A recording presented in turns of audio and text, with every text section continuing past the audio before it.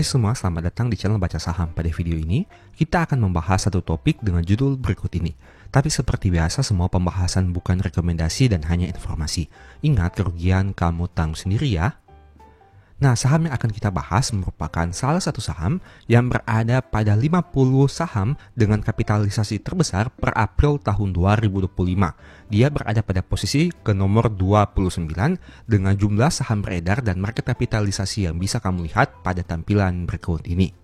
Menariknya, harga sahamnya memang mengalami penurunan yang cukup signifikan dari angka tertinggi ke angka terendah dalam satu tahun terakhir. Tapi jika kamu lihat, pada laba Q1 tahun 2017 hingga tahun 2025 terjadi kenaikan yang konsisten. Dari yang awalnya 588 miliar di tahun 2017, naik menjadi 589, naik menjadi 595, naik jadi 669, naik jadi 716, naik jadi 835, naik jadi 856, naik jadi 958, dan naik lagi menjadi 1077 atau mencapai 1 triliun rupiah pada Q1 tahun 2025. Meskipun laba pada Q1 terus mengalami kenaikan, tapi sayangnya saham ini sempat mencetak penurunan laba pada tahun 2023. Bisa kamu lihat di sini. Di tahun 2022 dalam waktu 1 tahun labanya 3,3, turun menjadi 2,7 dan naik lagi menjadi 3,2. Nah, untuk rasio keuangan, gross profit marginnya 41,5% dengan net profit margin 12,17%. Net income-nya quarter year on year growth 12,4%. Tapi sayangnya tawaran dividend yield tidak terlalu menarik dengan angka 2,3% yang terakhir dibagi di tahun 2024. Untuk historical dividennya, saham ini konsisten membagi dividen setiap tahun. Bisa kamu lihat sejak tahun 2009, 10, 11, 12, 13, 14, 15, 16, 17, 18, 19, 20, 21, 22, 23, dan 2024. Bagaimana dengan dividen tahun 2025? Kita akan coba membuat proyeksinya sebentar. Nah, untuk harga sahamnya, seperti yang saya katakan tadi, harga sahamnya mengalami penurunan yang sangat signifikan. Pada tahun 2023, harga sahamnya sempat berada pada angka di atas 2.250 sesuai grafik ini. Dan kemudian pada tahun 2025 pernah turun dan menyentuh angka seribuan rupiah. Yang mana jika kamu hitung di sini terjadi penurunan sekitar 50% atau mungkin bisa lebih.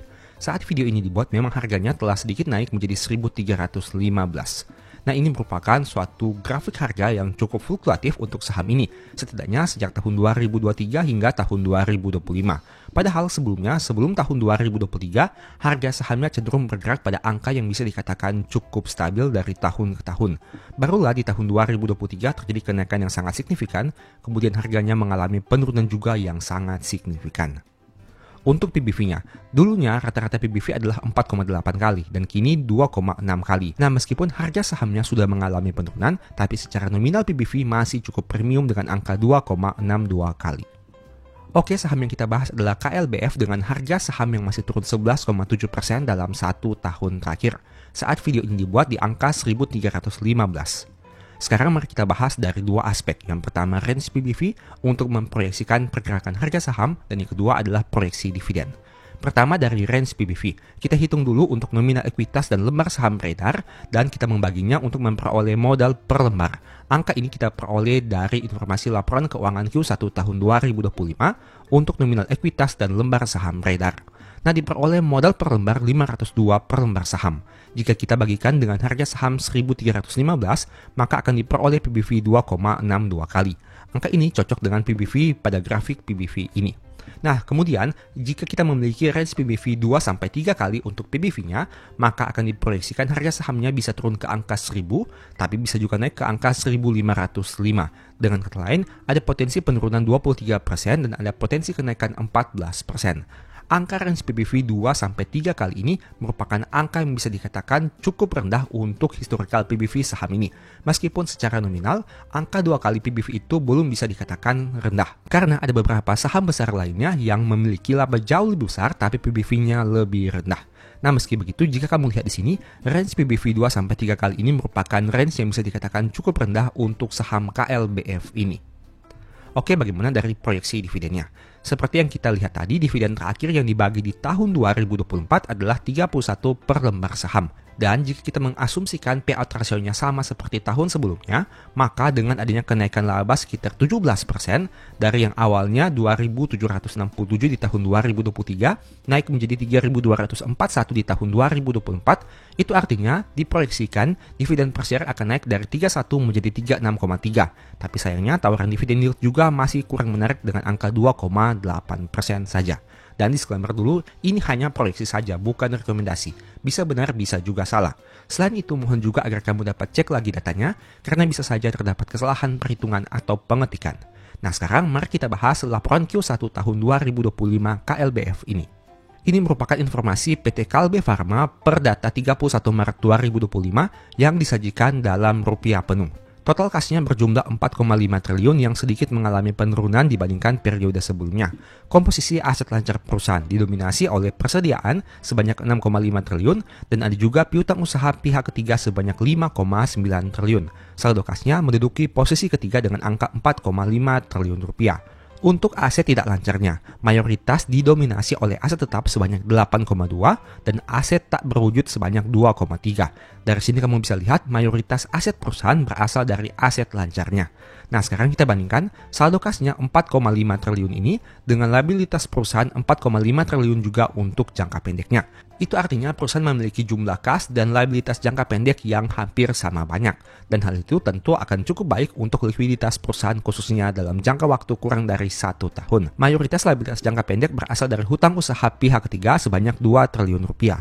Untuk liabilitas jangka panjang, didominasi oleh liabilitas imbalan kerja jangka panjang sebanyak 372 miliar rupiah.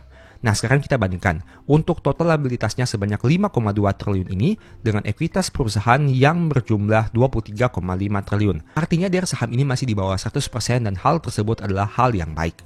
Mayoritas ekuitas berasal dari saldo laba yang belum ditentukan penggunaannya yang mengalami kenaikan dari yang awalnya 22,9 menjadi 24 triliun di tahun 2025 pada Q1-nya. Sekarang kita lihat dari laba ruginya. Penjualan neto mengalami kenaikan dari 8,3 menjadi 8,8 triliun rupiah. Untuk beban pokok penjualannya juga mengalami kenaikan. Tapi karena secara nominal penjualan naik lebih besar, maka laba brutonya masih bisa bertumbuh dari 3,3 menjadi 3,6. Nah, kesimpulannya apa? Laba bersih yang dapat didistribusikan kepada pemilik entitas induk juga mengalami kenaikan. Jika kamu lihat sini terjadi kenaikan dari 957 miliar menjadi 1,07 triliun rupiah. Nah, selain itu ada hal menarik di sini. Jika kamu lihat terjadi penurunan untuk pendapatan operasi lainnya dari 24,6 menjadi 9,2. Meski begitu labanya tetap bisa naik karena ada juga kenaikan dari penghasilan bunga yang naik dari 40,1 menjadi 50,4. Ada juga kenaikan dari bagian atas laba entitas asosiasi dari 8,6 menjadi 15,9. Itu artinya KLBF ini memiliki berbagai sumber pendapatan yang mengalami peningkatan, meskipun ada juga pendapatan yang mengalami penurunan. Nah, sekarang coba kita lihat sekilas terkait penjualan neto perusahaan. Untuk komposisinya seperti apa? Apakah didominasi oleh produk utama perusahaan? Mari coba kita lihat sini. Nah, ternyata bisa kamu lihat mayoritasnya berasal dari obat resep sebanyak 2,4, produk kesehatan sebanyak 1,3, nutrisi sebanyak 2,1, distribusi dan logistik sebanyak 2,8. Itu artinya total penjualan perusahaan sebanyak 8,8 ini didominasi oleh distribusi dan logistik sebanyak 2,8 triliun rupiah. Barulah penjualan obat resep sebanyak 2,4 dan penjualan nutrisi sebanyak 2,1. Menurut kamu bagaimana dengan komposisi penjualan seperti ini? Apakah ini hal yang baik untuk KLBF atau malah sebaliknya? Silakan kamu mempertimbangkan berdasarkan analisa kamu masing-masing. Ingat, video ini bukan rekomendasi dan hanya informasi saja. Untung rugi kamu yang tanggung sendiri. Sebagai informasi juga, saya sudah sempat buat satu video yang mungkin bisa berguna. Nonton hingga selesai agar memperoleh pemahaman yang utuh. Pada video kali ini saya mau menampilkan sedikit cuplikan dari ebook Stock for Living yang saya tulis dengan pembahasan sebagai berikut. Berbicara rasa aman, penulis punya cerita menarik tentang hal ini. Beberapa tahun yang lalu, penulis sempat membeli satu saham perusahaan dengan nominal yang besar. Hal ini penulis lakukan setelah menganalisa berbagai aspek dan yakin bahwa saham tersebut layak untuk dikoleksi. Artinya dari poin pembahasan pertama ini, saya yakin bahwa perusahaan tersebut memiliki fundamental yang baik. Beberapa waktu kemudian, harga saham perusahaan turun signifikan dan menyebabkan portofolio penulis mengalami floating loss yang sangat besar, seperti yang tadi sudah saya katakan. Dengan kondisi harga saham yang terus turun, membuat penulis ragu apakah keputusan untuk membeli saham tersebut sudah tepat atau keliru, dan berujung pada satu pertanyaan penting, apakah saham ini akan terus di-hold atau di-cut loss saja? Ingat, pada awalnya saya sudah melakukan analisa dari berbagai aspek dan yakin bahwa saham tersebut layak untuk dikoleksi. Tapi karena adanya penurunan harga saham yang sangat signifikan, membuat saya bertanya-tanya kembali. Apakah hal itu yang dipengaruhi dari sisi psikologi? Tentu iya, karena meskipun secara akal sehat dan secara logika kita yakin dengan saham tersebut, tapi apabila kita terus-menerus melihat harga saham yang mengalami penurunan, kita kemudian akan berpikir kembali, apakah analisa dan keputusan saya itu sudah tepat atau tidak, dan apakah saham tersebut akan terus di-hold atau di-cut loss saja. Di tengah kebimbangan, penulis tetap melakukan rutinitas seperti biasa. Nah, menariknya, karena saham ini merupakan perusahaan besar, penulis dengan mudah bisa melihat aktivitas usaha, produk, bahkan kantor-kantornya. Saat melakukan aktivitas keluar rumah atau kota, penulis bisa melihat kantor dan aktivitas usahanya yang berjalan dengan lancar. Saat nonton TV atau YouTube, penulis sering melihat iklan perusahaan. Saat berada di mall, penulis melihat banyak konsumen antri untuk menggunakan produk perusahaan. Dan satu poin plusnya lagi, perusahaan ini memiliki kantor pusat yang begitu megah, yang berada di tower milik mereka sendiri.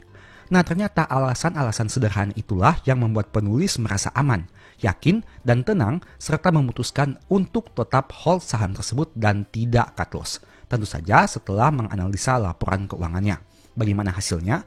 Pada akhirnya harga saham perusahaan kembali naik, bahkan naik lebih tinggi dari sebelumnya, dan menyentuh all-time high, sehingga penulis memperoleh keuntungan yang memuaskan.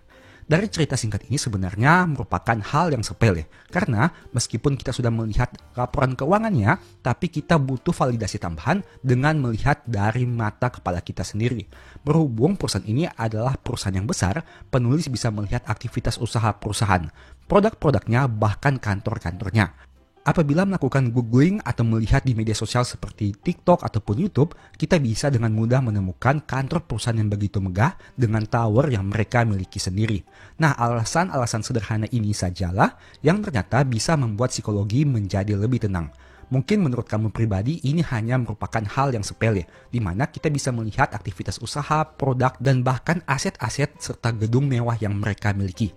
Tapi ternyata tanpa kamu sadari, hal-hal sederhana itu ternyata sangat berpengaruh terhadap psikologi kita, apalagi saat harga saham perusahaannya mengalami penurunan secara terus-menerus, kita mengalami floating loss yang besar, dan kita kemudian bertanya-tanya, apakah keputusan saya di awal ini sudah tepat atau tidak?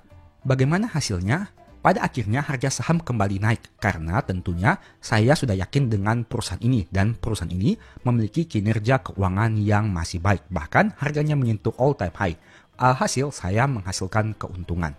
Beban psikologi yang dirasakan pemegang saham saat harga turun tentu jauh lebih berat dibandingkan saat harga saham naik. Ini kamu harus ingat baik-baik karena tidak mudah untuk hold saham yang harganya turun dibandingkan hold saham yang harganya naik. Memang apabila harganya naik, kita akan ingin menjual saham tersebut secepat mungkin agar keuntungan kita bisa direalisasikan. Dan saat harga saham turun, banyak orang yang malah mengalami floating loss yang besar karena terus hold saham tersebut. Pertanyaannya, apakah saat memutuskan untuk hold saham tersebut, keputusan itu tepat atau tidak? Yang pertama, kita juga harus lihat dari sisi bisnis dan fundamentalnya. Tapi itu tidak cukup. Hal kedua yang harus kita lihat adalah bagaimana kita meyakinkan psikologi kita agar supaya bisa tetap tenang. Terkadang kita perlu mencari konfirmasi di luar laporan keuangan dan ekonomi agar psikologi menjadi lebih tenang, dan salah satu caranya adalah dengan melihat kantor, aktivitas usaha, dan produk perusahaan yang masih beroperasi dengan baik. Seperti yang saya katakan tadi, terkadang kita tidak hanya harus menganalisa angka dan data, tapi kita juga harus melihat fisik, aktivitas usaha, dan produk perusahaan. Berbicara tentang melihat, penulis punya cerita lain yang bertolak belakang dengan kisah sebelumnya. Pada pertengahan tahun 2023, penulis memutuskan membeli salah satu saham setelah melakukan analisa mendalam. Ingat, case-nya sama. Saya melakukan analisa mendalam, mempelajari berbagai macam informasi tentang saham tersebut untuk mengambil keputusan. Sama seperti cerita sebelumnya, harga perusahaan bukannya naik tapi malah turun. Sampai di sini case-nya masih sama. saham yang dibeli harganya mengalami penurunan. Awalnya penulis merasa hal ini merupakan suatu kesempatan besar karena bisa beli saham bagus dengan harga diskon. Penulis melakukan average down pada beberapa harga sehingga dana pembelian menjadi sangat besar. Nah, di sini saya melakukan average down pada beberapa titik harga karena melihat perusahaan ini memiliki peluang yang baik apabila harganya mengalami penurunan. Apa yang terjadi selanjutnya? Harga saham turun lebih dalam dan menyebabkan penulis mengalami floating loss dengan nominal yang kurang lebih setara dengan biaya hidup 1 tahun. Artinya cukup besar. Kondisi ini sebenarnya sama seperti cerita sebelumnya, di mana saham yang dibeli dengan nominal besar mengalami penurunan signifikan. Ingat, pada cerita pertama dan cerita kedua ini semuanya skenario-nya sama. Saya membeli perusahaan setelah melakukan analisa mendalam, harga sahamnya turun, dan saya melakukan average down. Kedua saham ini juga merupakan market leader di industrinya masing-masing. Artinya bukan saham kecil, melainkan saham yang bisa dikategorikan besar. Mampu menghasilkan laba yang sangat besar, kinerja keuangannya sangat baik, rutin bagi dividen setiap tahun, dan manajemen perusahaan dipimpin oleh orang yang berkualitas. Artinya sampai di sini secara logika sebenarnya kriteria sahamnya sudah terpenuhi dengan berbagai aspek, baik itu fundamental, manajemen, valuasi, dividen, dan lain sebagainya. Tapi dari banyaknya kesamaan yang mereka miliki, untuk dua saham ini ada satu perbedaan kecil yang sebenarnya sederhana tapi sangat mempengaruhi psikologi, yaitu terlihat dan tidak terlihat. Berbeda dengan cerita sebelumnya, penulis tidak bisa melihat secara langsung kantor dan aktivitas usaha dari saham yang dibeli ini, dan hanya melihat dari media sosial serta laporan publikasi, entah itu laporan keuangan, tahunan, dan lain-lain. Seperti yang penulis sampaikan sebelumnya, hal sederhana ini ternyata dapat mempengaruhi psikologi, apalagi saat melihat harga saham terus turun dari waktu ke waktu. Secara analisa atau pikiran, penulis yakin bahwa saham tersebut memang sangat menarik dan sedang diskon. Tapi secara mental atau psikologi, penulis menjadi sedikit ragu karena tidak bisa melihat secara langsung kantor dan aktivitas usahanya, meskipun yakin secara analisa dan hitung-hitungan di atas kertas. Artinya, dari sisi logika, saya yakin. Tapi dari sisi psikologi, saya mulai ragu apabila harga sahamnya terus turun. Bukan hanya turun 5%, 10%, tapi penurunan harganya bisa di atas 20%. Bagaimana kelanjutannya? Singkat cerita, harga saham perusahaan kembali naik secara perlahan, namun belum menyentuh harga beli rata-rata penulis. Kondisi ini berlangsung kurang lebih sekitar 3-4 bulan dan mempengaruhi psikologi penulis, apalagi setelah melihat laporan keuangan terbaru, di mana laba perusahaan turun signifikan di Q2 tahun 2023. Ini catatan karena terjadi penurunan laba yang tentunya bisa berdampak lebih serius terhadap psikologi yang kita rasakan karena harga sahamnya sudah turun signifikan, penurunan di atas 20%, floating loss yang besar, dan labanya juga turun signifikan. Hal tersebut membuat penulis memutuskan untuk cut loss dengan harga jual di bawah harga beli rata-rata. Meskipun secara nominal, kerugian yang dialami sudah berkurang sangat signifikan. Dari yang awalnya floating loss ratusan juta menjadi hanya 8 jutaan saja. Keputusan ini sebenarnya bertolak belakang dengan hasil analisa. Karena penurunan laba di tahun 2023 telah penulis perkirakan sebelumnya. Artinya memang dari sisi logika sebenarnya penurunan laba tersebut sudah bisa diprediksi dari laporan keuangan sebelumnya dan berbagai prospek bisnis secara keseluruhan. Tapi di sini yang masalahnya adalah dari sisi psikologi, bagaimana kita mengontrol agar supaya kita tidak takut berlebihan, kita tidak terlalu memikirkan hal-hal yang mungkin tidak akan terjadi, dan lain sebagainya. Selain itu, sekalipun laba perusahaan turun signifikan di tahun 2023, harga yang ditawarkan sebenarnya masih sangat menarik atau kita sebut diskon. Jadi, faktor penting yang membuat keputusan penulis berubah dari hold menjadi cut loss sebenarnya bukan dari sisi analisa perusahaan, melainkan dari aspek psikologi. Apa yang terjadi setelah penulis cut loss? Ini yang banyak terjadi dan saya yakin banyak dari kamu yang juga pernah mengalaminya. Harga saham perusahaan naik signifikan, bahkan dalam waktu kurang dari 1 bulan, harga sahamnya naik di atas harga tertinggi yang pernah penulis beli. Ironisnya, jika pada saat itu penulis tetap hold dan tidak cut loss, total keuntungan dari capital gain dan dividen hampir cukup untuk membeli 1 unit mobil bekas. Cerita di atas memperlihatkan kepada Anda bagaimana beban psikologi jauh lebih berpengaruh dibanding kemampuan analisa yang hebat. Itulah alasannya kenapa Anda perlu memiliki rasa aman sebelum membeli saham. Pertama-tama, rasa aman terhadap instrumen saham itu sendiri, dan kemudian rasa aman terhadap saham perusahaan yang dibeli. Itu merupakan cuplikan singkat dari pembahasan di e-book Stock for Living yang semoga bisa memberikan manfaat kepada kamu.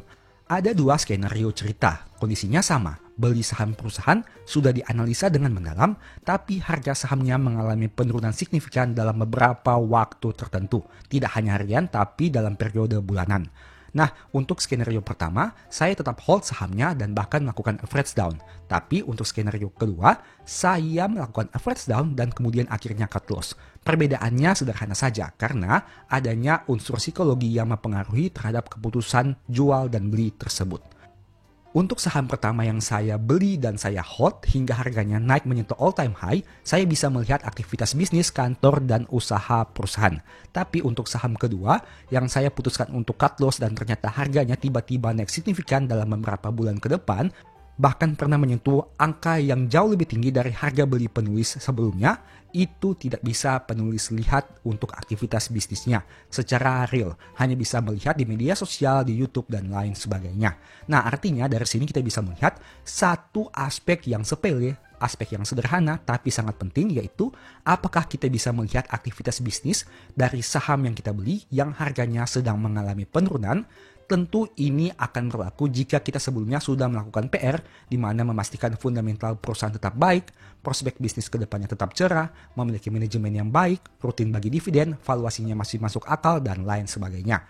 Artinya, kita tidak hanya boleh sebatas menganalisa dari data dan angka saja, tapi kita juga harus memasukkan satu unsur, yaitu unsur psikologi. Bagaimana agar supaya psikologi kita bisa tetap tenang saat harga perusahaan itu mengalami penurunan, floating loss sangat besar, bahkan bisa membuat kepala pusing apabila melihat angka floating loss yang sangat besar tersebut. Ternyata salah satu hal sederhananya dan solusi yang bisa diberikan adalah apakah kita bisa melihat perusahaan tersebut aktivitas bisnisnya atau tidak.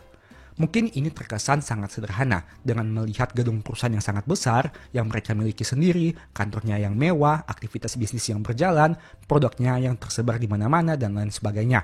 Tapi ternyata menurut pengalaman saya pribadi, pada beberapa tahun yang lalu, tentu saja sebelum tahun 2025 ini merupakan salah satu poin penting yang harus kita miliki.